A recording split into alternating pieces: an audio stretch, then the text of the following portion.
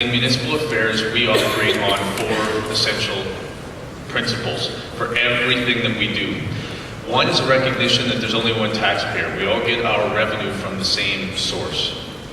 Number 2 is that because there's only one taxpayer, we all get our revenue from the same source. It's critical for us to make sure that we work together to deliver services as efficiently and as effectively as possible, because quite frankly, the people who live in our communities don't care where the service comes.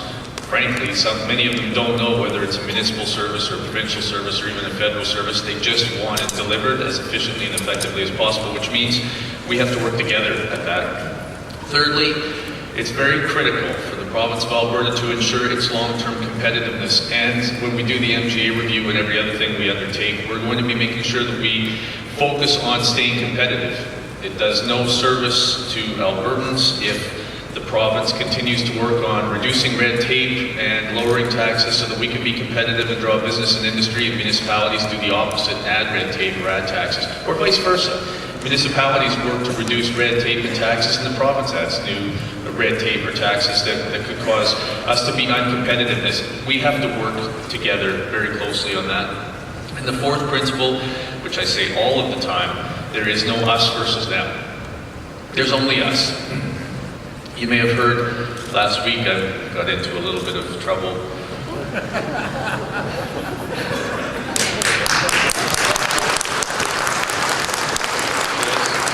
Just a little bit, because it was asked by one of the opposition members about one particular tax. 2 extreme examples were taken, and then it was pointed out that, well, maybe that should be shared with the cities. And I always point out, you know, anything in isolation could look very true. But you need to look at the entire big picture. When it comes down to the streets in rural Alberta are not paved with gold, which was the impression that we got from the question. They're not. In many cases, the streets aren't paved at all. And rural Alberta has just as many infrastructure challenges as urban Alberta does, and we are not going to start a discussion. I will not participate in the discussion that is about us versus them. There is only us, there's only Albertans, and we're all working for the same goal: success and prosperity for our kids. Done.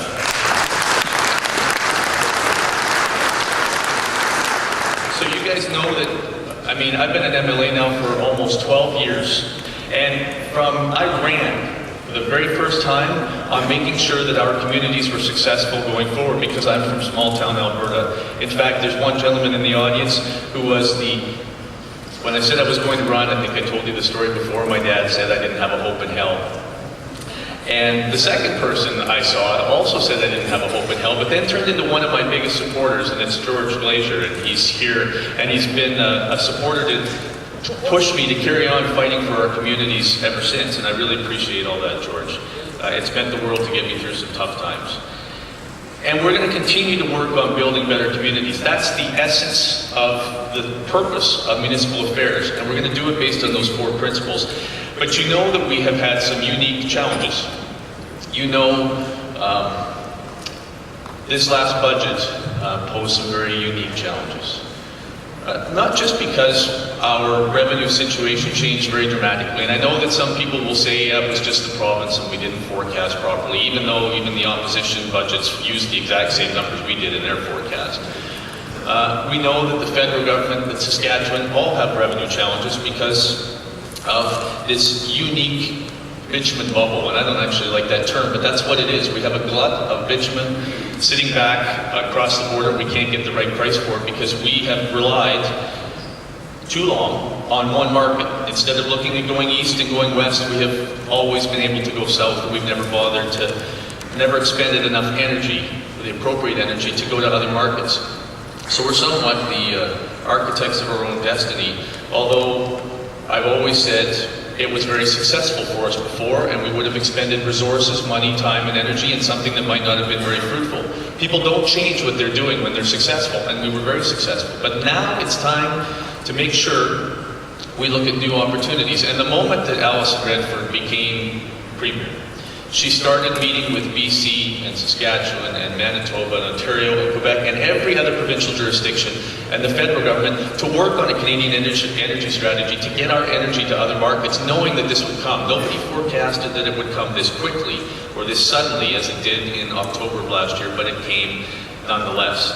And so it created a budget challenge for us. Now, the biggest challenge actually is not where we were going to save. The biggest challenge was trying to balance the people who had said, you spend too much money. You ever heard the phrase, you spend like drunken sailors, as though all of us went to Vegas every weekend and betted on black number 7 versus black 8. I don't know, I don't gamble, so. But it's not. We've spent the money investing in schools and roads and hospitals in our communities, into things like MSI, into libraries, into seniors facilities, those things that are very critical and very important. But we had to make some tough choices. And people who said we spent too much money, interestingly enough, as soon as we came up with this budget, I got phone calls from people who said, but you shouldn't have cut there, which is challenging. And I've said this for many, many years. The challenge we actually have in Alberta is somewhat with our own attitude. We say to ourselves, we spend too much money, we need to control spending, but don't cut any programs that we have and quit relying on oil and gas, but don't raise my taxes. Well, I don't know how you can balance that budget. Even now, with the tough budget that we came up with, it took $2 billion out of our budget. There's still a $6 billion gap where we rely on oil and gas royalty. That's something we're going to have to discuss going forward. But needless to say, we had to make some tough choices.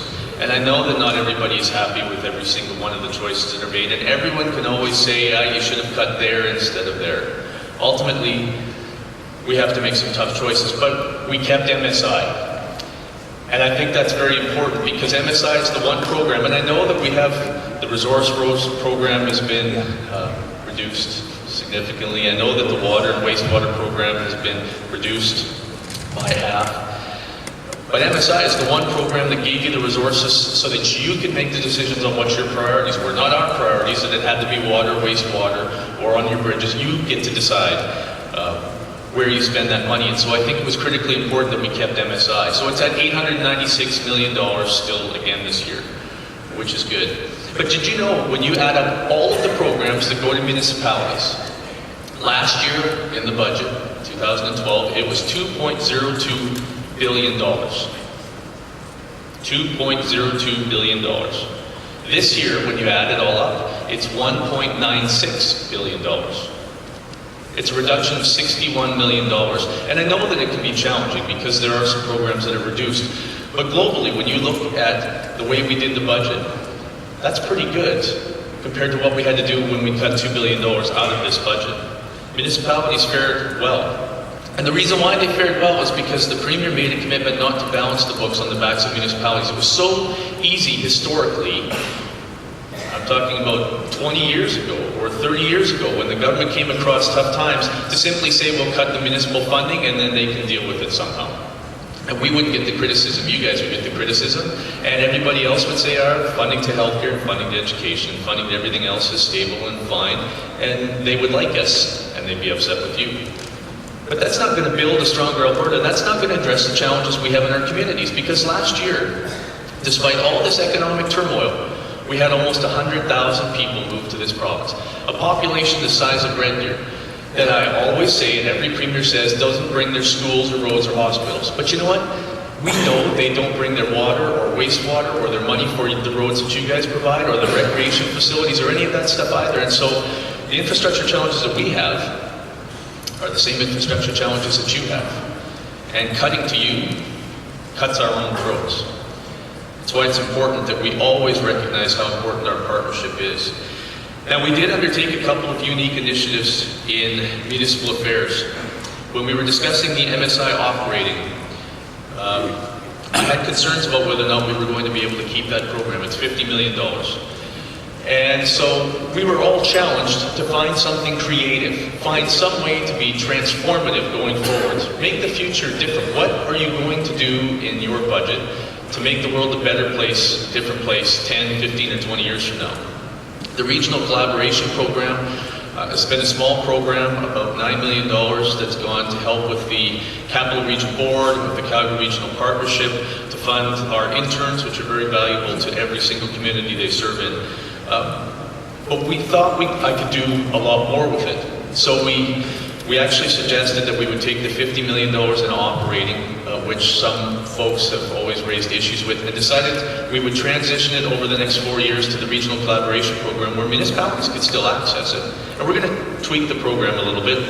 But municipalities can still access it when they find creative, innovative, transformative ways to ensure their long-term sustainability. Because this is not about propping up communities. This is about giving communities enough aid that they're going to be prosperous generations from now. Not because of money that the province decides to give, because I don't want you guys to be dependent on that, but because you've found ways to be creative and innovative and successful for an entire generation.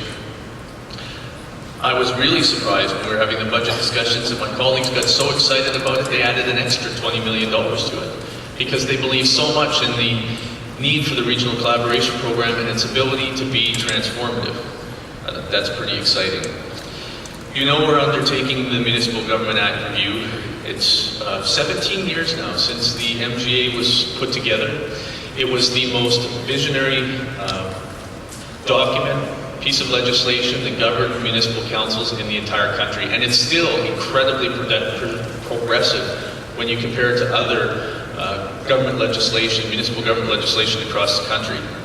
But that doesn't mean we can be complacent. We have to work very hard to adapt it to the next generation and to a new dynamic with Alberta's municipalities. We are beginning consultation. I understand there was a rumor going around that we were going to wait to do consultation until after the municipal election in October. It's not true. We're going to be doing consultation now.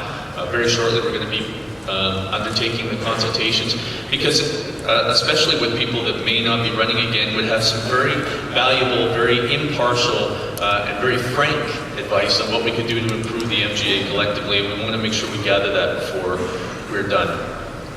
The municipal sustainability legislation, the final steps, and I want to thank you again for your contributions along with AUMA in helping to write what the municipal sustainability strategy would look like. It's been a lot of work, and the last pieces of legislation are going to be introduced this spring, and then we will, instead of dissolution studies, we'll be undertaking viability reviews. And there's going to be some transitional work that will happen over the next couple of years, but as I said to Al just yesterday, I envision that 5, 6 years from now, we'll have undertaken enough work that all our communities will be progressive and ahead of the curve and successful, rather than trying to catch up and us trying to step in and intervene in communities when they hit hard times. We're going to be proactive and make sure that they steer away from those and become prosperous over the long term. We're also, because all of the lodges and the housing programs in the provincial government are now in Municipal Affairs, we are undertaking a long-term real estate redevelopment strategy. You may have heard some discussions about it in the newspaper, because we have local housing authorities as well, and we're encouraging all of them to undertake a housing redevelopment strategy to make sure that we have the appropriate inventory in the appropriate place and it's being used for the appropriate reasons. We are also getting very close to, well, I think the discussion came up last year. You guys might recall that George Vandenberg had initiated some discussions about how, when a local housing authority needs to build a facility, instead of accessing the municipality and going through the Capital Finance Authority, instead getting some lending directly so that it freed up your borrowing capacity and took it off your books. We are looking at using the Alberta Social Housing Corporation, actually the way it was originally intended 40 years ago when Peter Loughy created it, to partner with municipalities and with our local housing authorities. We have a few technical things to finish, but I anticipate by the spring we're going to be able to announce to you exactly how this is going to work, which I think will give us the opportunity to enhance our partnerships between the province and municipalities and our housing authorities, and get more construction done, because frankly,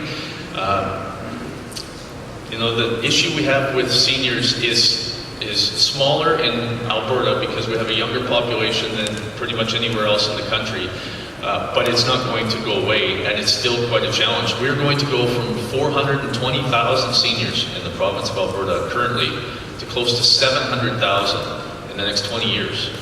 That's an issue that we're going to have to address and tackle head on and be aggressive about now, so that we don't have a crisis 15 years from now.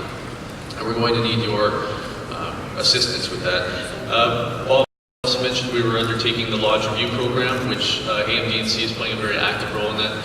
I really appreciate that, because the lodges, we're not going to do something completely different. I don't want to scare anybody, but it's time to review the Lodge program and the way it operates, and you guys have the best understanding at the local level of how that operates, and I really appreciate your participation in that. And then, of course, you know, we're introducing the 911 Act, the Emergency 911 Act this spring as well, which will deal with cell phone fees and make sure that our PSAPs are appropriately funded, make sure that we cover the liability for our 911 call centers, make sure that we have standards in place so that everyone knows what kind of service they're going to get, and deal with those frivolous calls in some way to make sure that we're not improperly using our 911 call services. Did you guys hear about what the City of Edmonton Police had said about their 911 services? If I recall correctly, it was about 40% of the calls that were coming in were completely unrelated to 911 whatsoever. They had calls from people who were upset when they were in Tim Hortons that they ran out of their favorite donuts. There were people who called in and said, my taxes are due tomorrow, what am I going to do? I mean, I would sense that's an emergency too, but not a 911 type emergency. There was a call that came in from somebody who was upset that they put the wrong cheese or something, or forgot mayonnaise on their Subway sandwich. Those are a complete waste of resources, and we're going to have to find some way to address that. We're going to do that within the legislation and regulations in the Emergency 911 Act. And then, of course, Bob had also mentioned the ambulance dispatch. Greg Wiedek is the Associate Minister of Municipal Affairs. He's from Lethbridge. He understands exactly how many of our integrated services work, where you have ambulance and first responders, fire departments in the same facility dispatched by 911.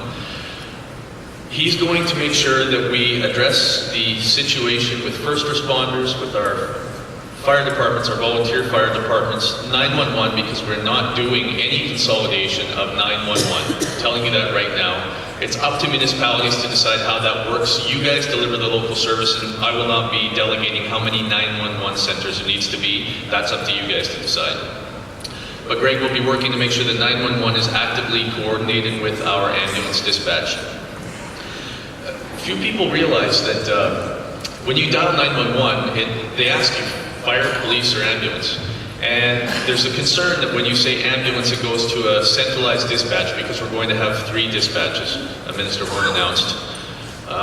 When you say police, it goes to one of 2 dispatches in the province as well. So it may work as well as the police dispatch system does, but fire is unique because it's usually volunteers in our small communities who are very local and need to have that local connection still, which is why local 911, local fire, our volunteer first responders, Greg's going to deal with that to make sure that they're still supported, adequately funded, and adequately trained to do the job that many communities need them to do. And so lastly, I just want to say once again, thank you very much for everything that you guys do. We have a lot of work, as you can tell, in the Department of Municipal Affairs. And you guys, AAMDC, your executive team and your board and yourselves have been incredible partners. I actually had a couple people say, you guys are going to have to quit doing stuff because we have nobody else to put on your committees. But you've always been there for us for every task we ask, because we know how valuable your input is, and you're always willing to give it, and I appreciate that. Together, we're going to continue to build an incredible Alberta with strong communities that the next generation will be very proud of. Thank you.